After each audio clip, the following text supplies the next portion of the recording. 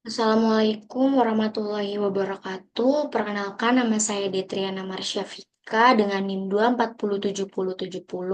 Di sini saya akan mempresentasikan laporan akhir tugas akhir mata kuliah basis data. Bab 1 Pendahuluan. Latar belakang pentingnya administrasi user dan PL/SQL dalam manajemen basis data Oracle. Teknologi informasi memiliki peran penting bagi setiap pegawai di zaman sekarang, terutama dalam meningkatkan produktivitas kerja. Dengan semakin majunya teknologi informasi sekarang, pegawai dapat mempermudah pekerjaan dalam hal peminjaman barang atau ruangan. Peminjaman ini seringkali menimbulkan kesalahpahaman dan komunikasi dan tindak lanjut laporan.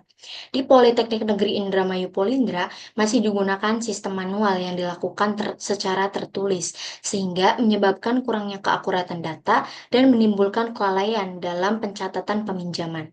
Oleh karena itu, diperlakukan pengembangan sistem informasi berbasis website sebagai solusi untuk membantu dalam melakukan pengelolaan peminjaman secara online agar pihak internal kampus dapat lebih mudah untuk melakukan peminjaman barang atau ruangan. Pada tugas akhir ini, dilakukan perancangan basis data dengan menggunakan kasus peminjaman barang dan ruangan di GSC berbasis website, serta mengimplementasikan perancangan tersebut pada sistem manajemen basis data berbasis Oracle, agar pengelolaan data menjadi efisien dan efektif.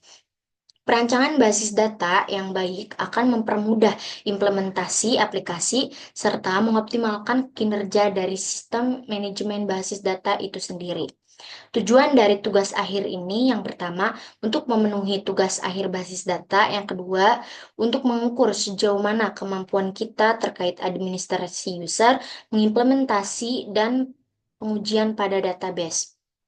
Dan yang terakhir, mahasiswa dapat memahami teori dan konsep pada Oracle. Bab 2 Tinjauan pusaka. Teori dasar administrasi user di Oracle, pengertian user role privilege. User dalam Oracle XE adalah akun untuk mengakses database. Setiap usernya memiliki hak akses tertentu. Role adalah kumpulan hak akses yang dapat diberikan ke user. Role memudahkan administrasi user untuk memberikan atau mencabut hak akses ke beberapa user sekaligus, tanpa harus mengatur hak akses satu persatu untuk setiap user. Contoh, DBA, Research, Connect, dan lain-lain.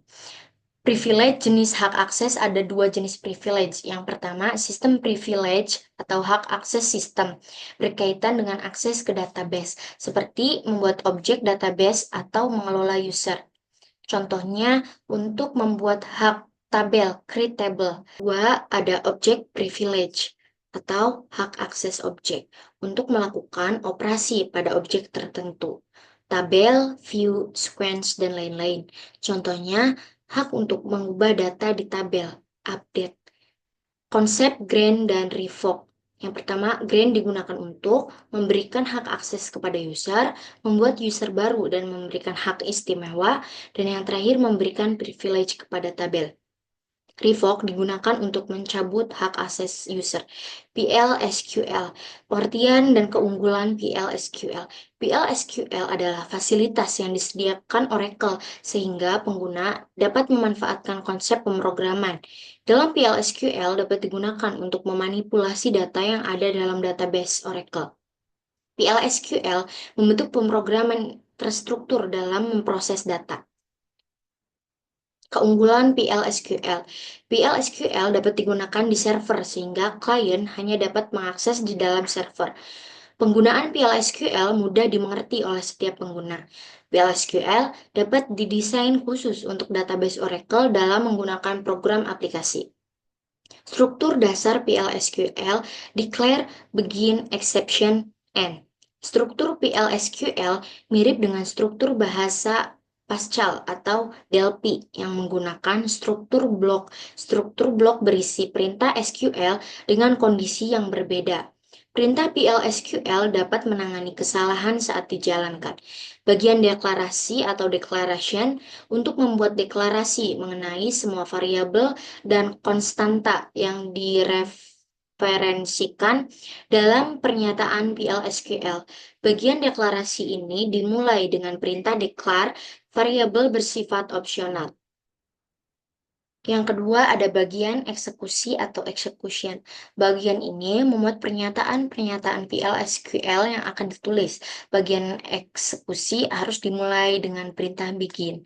Yang ketiga ada bagian exception. Untuk menangani kesalahan-kesalahan error pada waktu eksekusi program PL/SQL bersifat opsional, setiap pernyataan PL/SQL harus diakhiri dengan tanda titik koma, dan semua program harus diakhiri dengan perintah N. Dan ini adalah bentuk umum struktur PL/SQL. Query lanjutan, function, store prosedur, trigger, transaksi database, dan lain-lain. Yang pertama adalah function adalah subprogram yang mengembalikan nilai. Function dapat dipanggil dalam pernyataan SQL. Yang kedua, store prosedur adalah sekumpulan perintah SQL yang disusun dalam sebuah prosedur mirip pemrograman biasa yang mempunyai nama dan kegunaan tertentu. Dan yang ketiga, trigger adalah blok kode PL/SQL yang dieksekusi secara otomatis ketika suatu peristiwa terjadi pada tabel tertentu seperti insert, update, atau delete. Dan yang terakhir, transaksi adalah rangkaian perintah SQL yang dieksekusi sebagai satu kesatuan proses dalam Oracle. Transaksi menjamin 4 hal: ACID atau atomicity, konsistensi, isolation, dan durability. Dan ini adalah studi pustaka terkait oleh beberapa referensi. Landasan teknologi. MySQL merupakan salah satu sistem manajemen basis data relation (RDBMS) yang bersifat open source dan sangat populer dalam dunia pengembangan perangkat lunak. Bahasa pemrograman adalah suatu sistem yang digunakan untuk menuliskan serangkaian instruksi atau perintah yang dapat dipahami dan dijalankan oleh komputer untuk melakukan tugas tertentu. Dan yang terakhir, Oracle merupakan sebuah sistem manajemen basis data yang dikenal memiliki fitur dan kecanggihan yang membuat pengelolaan basis data menjadi efisien dan efektif. Dan ini adalah perancangan sistem. Ada analisis kebutuhan, yaitu kebutuhan fungsional. Dan ini contohnya. Ini adalah ada kebutuhan non-fungsional, dan ini perancangan database di diagram ERD atau Entity Relationship Diagram normalisasi. Dan ini ada diagram relasi tabel, penjelasan masing-masing entitas dan atribut, hubungan admin mengelola barang, one to many, hubungan admin mengelola ruangan, one to many, hubungan peminjam meminjam barang, many to many, hubungan peminjam meminjam ruangan, many to many, hubungan peminjam menerima persetujuan, one to many, dan yang terakhir hubungan admin memberikan persetujuan, one to many. Entitasnya admin, barang, ruangan, peminjam, peminjaman, dan persetujuan. Entitas admin, atributnya ada ID admin, itu primary keys tersendiri, nama admin, nomor telepon, email admin, terus entitas ruangan, atributnya ada ID ruangan, itu primary key, terus nama ruangan, dan ketersediaan. Entitas barang, atributnya ada ID barang, primary key, nama barang, dan ketersediaan. Dan entitas peminjaman, atributnya ada ID peminjam, itu primary key tersendiri, nama peminjam, jenis organisasi, dan email. Terus ada entitas peminjaman. Atributnya ada ID peminjaman, itu PK, primary key, ID peminjam, FK, foreign key. Terus ada ID barang, foreign key juga, ID ruangan, foreign key, tanggal pinjam, dan tujuan peminjaman. Ada atribut persetujuan, ada entitas persetujuan, atributnya itu ada ID persetujuan, itu primary key, ada ID peminjam, itu foreign key, ada ID admin, itu foreign key, dan status persetujuan. Dan ini adalah implementasi dan pengujian. Implementasi database buat database atau user. Di sini ada contoh implementasinya membuat user dan ini ada sintaknya. Dan ini lanjutannya untuk mengubah si username tersebut. Terus di sini ada pembuatan tabel, ada tabel admin dan ini ada sintaknya. Terus ini ada tabel peminjam dan sintaknya. Dan ini ada tabel barang beserta sintaknya dan tabel ruangan beserta sintaknya. Dan ini ada tabel peminjaman beserta sintaknya. Tabel persetujuan beserta sintaknya. Dan ini penerapan constraint, bertuju untuk menjaga integritas data dalam basis data. Primary key constraint, tiap tabel memiliki satu kolom yang ditetapkan sebagai primary key. Nilai dalam kolom tersebut adalah unik dan tidak nol. Foreign key constraint, nilai-nilai yang harus ada di kolom yang menjadi referensi di tabel lain untuk menjaga hubungan antara tabel. Sini ada implementasi query lanjutan, ada beberapa yaitu ada user, role, dan privilege. Di sini yang pertama itu ada user dan beserta sintaknya untuk privilege ke admin. Dan ini ada role, membuat role admin beserta sintaknya. Privilege-nya itu grant, select, insert, update, delete on barang to admin role.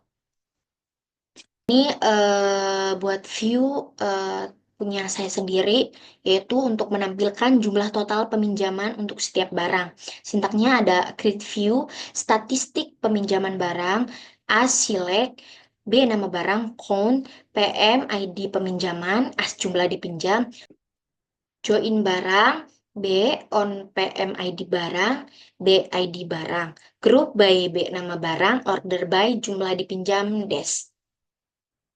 Dan ini ada hasil query-nya, screenshot-nya, dan saya juga memanggil untuk view tadi dengan cara sintaknya select from statistik peminjaman barang.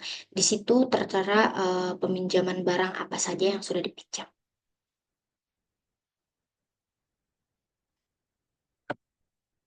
Dan di sini lanjut ke prosedur saya sendiri untuk menghapus data peminjaman berdasarkan ID. Sintaknya yaitu create or replace prosedur hapus peminjaman.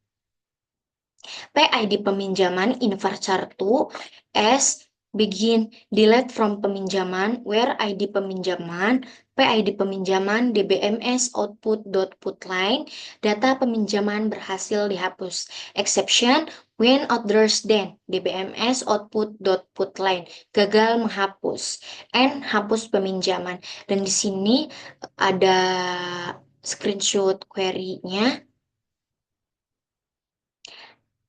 Dan di sini lanjut ke trigger tabel audit. Pertama-tama saya harus membuat tabel audit terlebih dahulu yaitu audit persetujuan. Create table audit persetujuan, ID audit, number, primary key, aksi varchar 2, ID peminjaman varchar 2, status lama varchar 2, status baru varchar 2, dan tanggal perubahan date. Dan di sini ada screenshotan query yang tadi, dan di sini saya membuat trigger dengan nama audit status persetujuan. Create or replace trigger audit status persetujuan after update of status persetujuan on persetujuan for each row. Begin insert into audit persetujuan. ID audit, aksi, ID peminjaman, status lama, status baru, tanggal perubahan, values, audit set, next file, update, old ID peminjaman, old status persetujuan, new status persetujuan sysdate. N. Di sini sebelum ke function insert terlebih dahulu dan di sini ada insertnya.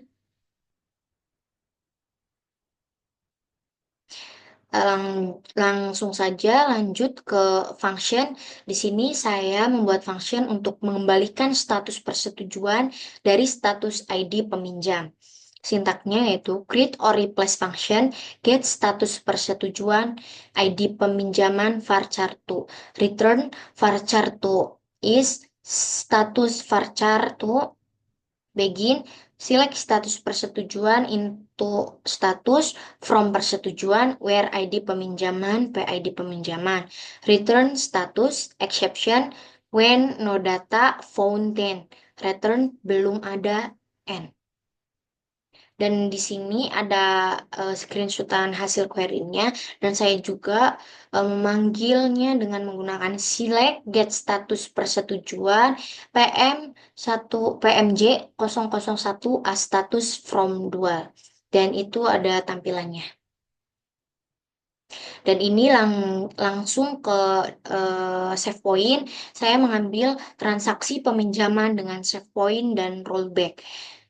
Sebelumnya saya harus insert datanya terlebih dahulu, yaitu insert into peminjaman values 4 andi@gmail.com dan ormawa save point sp peminjam, dan insert into barang values 5 kamera DSLR tersedia save point sp barang rollback to sp barang insert into barang values 6 tripod tersedia dan commit.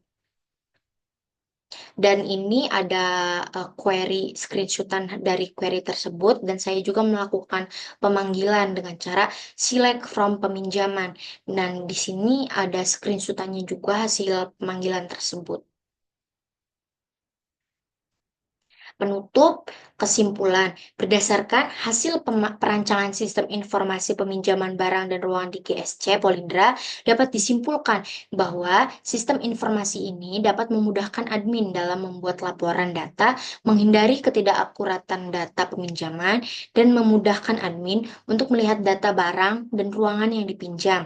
Dengan adanya sistem ini, tidak perlu lagi melakukan peminjaman secara manual menggunakan buku sebagai tempat penyimpanan data peminjaman. Aplikasi peminjaman barang dan ruangan ini dalam hal pembacaan kode barang masih menggunakan inputan secara manual dan belum dapat menggunakan pemindai barcode. Sarannya adalah penulis berharap agar kedepannya website ini dapat dikembangkan lagi dengan fitur-fitur lain dan diharapkan aplikasi ini dapat digunakan sebagai aplikasi peminjaman yang dapat digunakan dengan mudah oleh UKM dan Ormawa. Dan di sini ada daftar pustaka dari beberapa referensi. Mungkin itu saja presentasi dari saya. Kurang lebihnya saya mohon maaf. Wassalamualaikum warahmatullahi wabarakatuh.